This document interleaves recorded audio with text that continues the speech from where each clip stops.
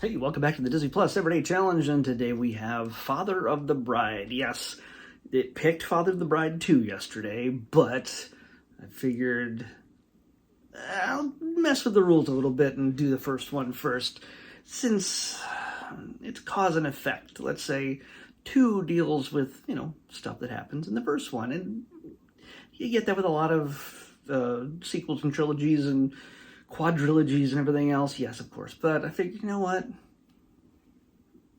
I haven't seen it. I feel like I have seen it. And there's a very good chance I have. But part of me is also, I don't remember anything about this film. There are 2 things that anybody remembers about this film. By the way, from 1991. Yeah, 1991. It's an hour and 46 minutes long. 2 things that mainly are... I see it in my Facebook feed even half the time. It's Steve Martin's rant in the grocery store in a tuxedo, ranting about the number of hot dogs to bun ratio that existed in 1991. It doesn't do that now. I just bought hot dogs and buns recently, and they were the same 8-to-8 ratio. There's no longer this 8 and 12 thing. And this is pretty low-key of a film, by the way, for Steve Martin.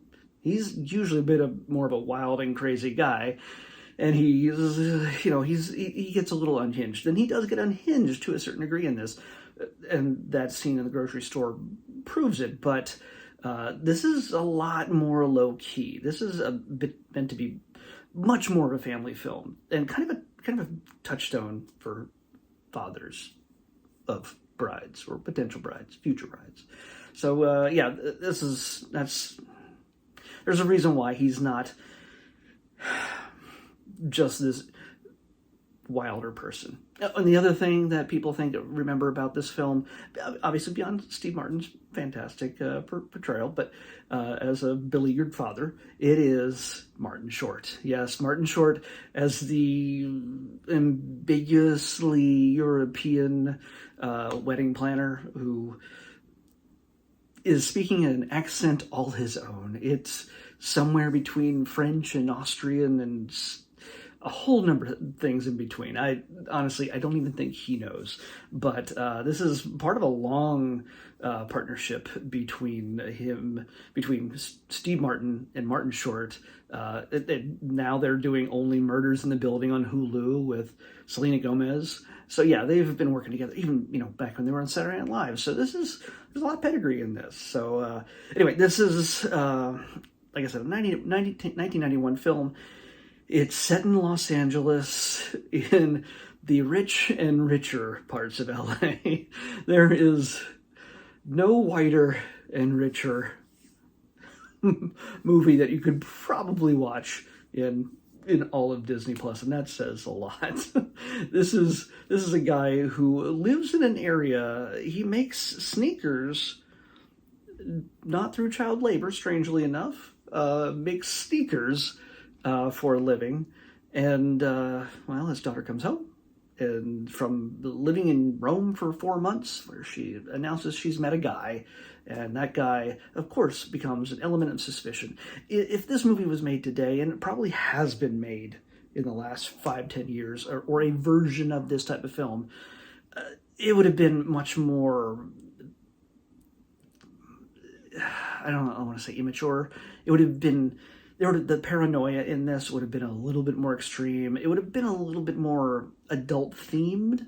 This is the kind of film that you can watch with the kids. Yes, there are suggestive talks here and there, especially when Steve Martin and Diane Lane, by the way, Diane Keaton, the 2 of them have discussion about, the hypocrisy in Dad's misgivings about his daughter getting married to a man she barely knows at the age of 22. She's met him. They've known each other for 4 months-ish. And, they're already wanting to get married. And he says she's too young. And, of course, it turns out Mom was a year younger than she was, than her daughter was when the 2 of them got together. And I don't know if they were married or were thinking about married. I'm not sure. But she was younger. And so when they get called, he gets called out on his hypocrisy when it comes to things like that, there's actually I got another side note to this scene, a single one-shot scene. If it's not a single shot, they disguise it really well. There's a conversation between Diane Keaton and Steve Martin about in the bedroom where after his daughter and her boyfriend have left, fiance have left, they have a conversation basically undressing for the evening and, taking off the shirt and, getting, just kicking off the shoes, getting all ready for bed, moving between the closet and the bathroom and everything else. I think there's a moment where she moves into the bathroom and he moves into the closet where they might have cut and then picked up again a moment later to finish the scene. But it feels like a nicely, solidly flowing thing. Anyway, back to my point is the fact that when she's calling out his hypocrisy and how they were young and they were idiots, basically, he has nothing to say about that because they were messing around and had a little bit more interesting, let's just say, relationship that his daughter may not have at her, young age of 22. So, yeah, it's a moment. Yeah, I understand that. You see your kid maybe as still a little kid, even though they're all grown up, and that's part of. That's the main part of the drama. That's the whole gist of this film is dad coming to terms with his child growing up and not wanting to let her go and just dealing with the emotions of all that, which leads to not just drama but comedy. And he gets pushed further and further and further into a certain level that it almost breaks him. So it's the fact that why does he break, or why does he not break? It's because of his daughter. What he wants for his daughter in the end is to be happy. And so you get to see a man go through a number of different trials. And it's something that parents and fathers of daughters have dealt with for centuries. At least this is the American 1990s version. And it's, the cost of the wedding, even though these people have to be millionaires to live where they live. And then, of course, her fiancé's parents have to be billionaires, at least if this was set in today's era. If not, I know real estate has gone up over the years, but 1991, still not cheap to live in Bel Air and surrounding areas. And have a house of many, many bedrooms, multi-level, The house where the wedding takes place, it's not cheap by anybody's standards, even if it wasn't in LA. So enough about LA architecture and housing prices. There's Steve Martin is just a tremendous Steve Martin. This tremendous version of Steve Martin. Yeah, no, it's not the Jerk, but there's I think there's a reference. There's actually a reference to the Jerk in this. Let's see if you can find it. You get to see Martin Short chewing the scenery beautifully and just going crazy gonzo, nutso. Was it Eugene Levy makes a brief appearance in this as a wedding singer trying out for the role? Trying out for the job. There's a number of different people in this. I got to mention Kieran Culkin, very tiny little Kieran Culkin he's on Succession now. He is like 8 or something in this, maybe. I don't know. He's very tiny. He plays Maddie. He plays the little brother to the bride, and B.D. Wong plays Martin Short's assistant. He is, by the way, Frank, not Frank. Frank. The fiance, George Newbern, it plays Brian McKenzie. We get who else do we get here? Come on. There's a number of familiar faces here and there, but this is one of those films. This and the next one is directed by Charles Sayer. Charles Shire.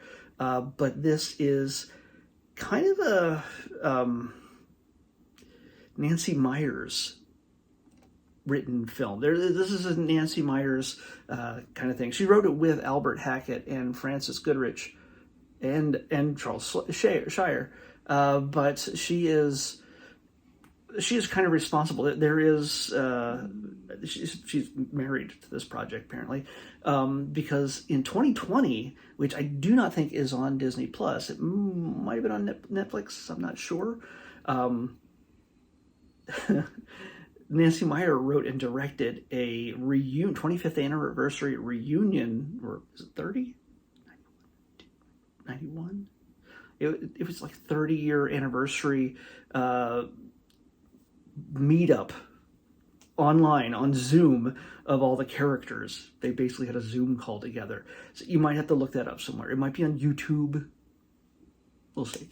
But yeah, I think this is not the kind of movie that you're going to necessarily go, oh, the crazy antics. This is like, someday Seth Rogen's going to make this movie, and it's going to be lots of swearing, and he's going to get high with somebody to just deal with the fact that his daughter's getting married, or something along those lines.